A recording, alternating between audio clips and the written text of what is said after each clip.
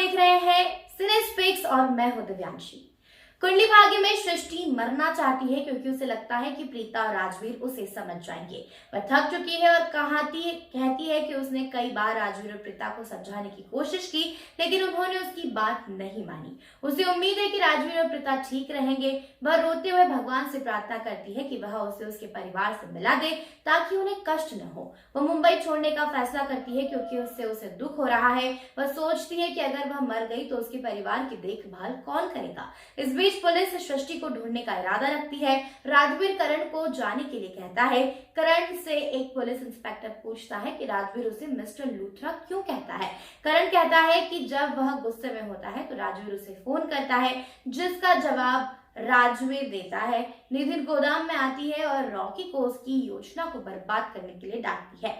Rocky ने कहा कि वो दुपट्टे को देखकर हतप्रभ था।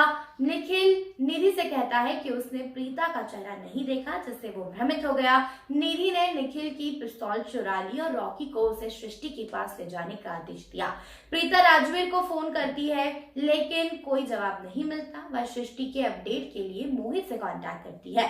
मोहित उसे बताता है कि वो सृष्टि की तलाश कर रहे हैं और जल्द ही उसे ढूंढ लेंगे। आरोही निधि को प्रीता के बारे में सचेत करती है। निधि आरोही को बताती है कि ठगों ने सृष्टि का अपहरण कर लिया है। आरोही निधि को सृष्टि और प्रीता को मारने और एक स्थानीय गुंडे को काम पर रखने के लिए कहती है। निधि गुंडे को प्रीता की हत्या करने का आदेश देती है, जो पास में एक सिग्नल पर है। निधि जल्द ही गुंडे को प्रीता का स्नैपशॉट भेजती है। सृष्टि को खोजते समय निधि प्रीता के बारे में बात करती है, जिससे वह नाराज हो जाती है और छिपकर बाहर आ जाती है। सृष्टि निधि को प्रीता का जिक्र न करने की सलाह देती है।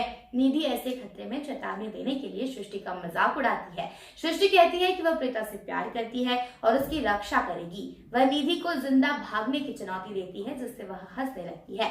वह प्रीता को जन्मदिन का ऐसा तोहफा देने की योजना बना रही है जो उसे मार डालेगा। वह अपनी योजना को अंजाम देने के लिए सृष्टि की ओर बंदूक तानती है। सृष्टि साहसपूर्वक हथियार को हटा देती है।